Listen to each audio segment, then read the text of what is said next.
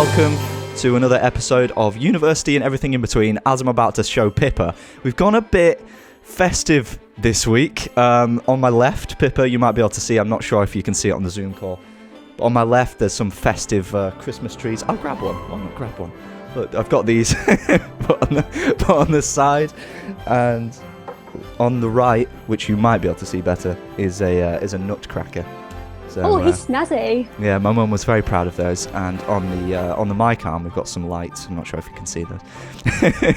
They are very jazzy. I'm a fan of the fairy lights. Yeah, the production budgets are going up and up and up every episode.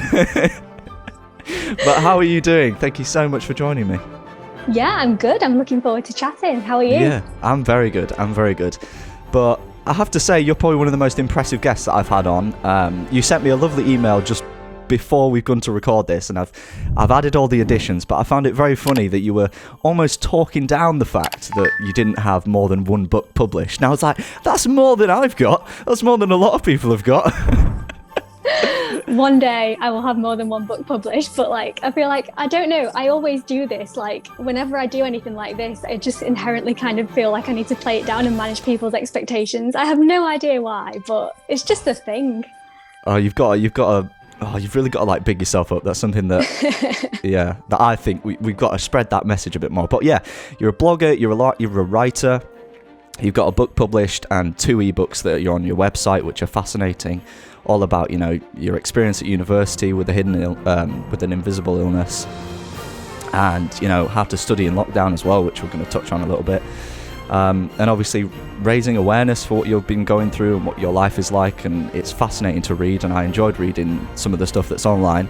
And you just provide advice and tips to students and young people, and I think that was one of the main reasons why I got in touch with you, because you're a very interesting person, and I think you've got a lot to share with the world beyond just what you write on the page, even if it is very fascinating to read. Can you just quickly break down what your illness is and what you experience day to day? So my illness is ME, which stands for myalgic encephalomyelitis, bit of a mouthful. Yeah. It's sometimes known as chronic fatigue syndrome, but a lot of people with the condition don't like that name because it trivializes it to an extent. ME is a neurological condition. It affects people in very different ways, but some of the characteristic symptoms are things like debilitating fatigue, chronic pain, cognitive difficulties, so things like brain fog and short-term memory loss. There's something called post-exertional malaise, which is where you do an activity at one time and you don't feel the kind of payback or impact of that until a much later time. Noise and light sensitivity, like allergies and chemical sensitivities, just a whole host of really fun symptoms like that. Yeah. I think that's basically all you need to know.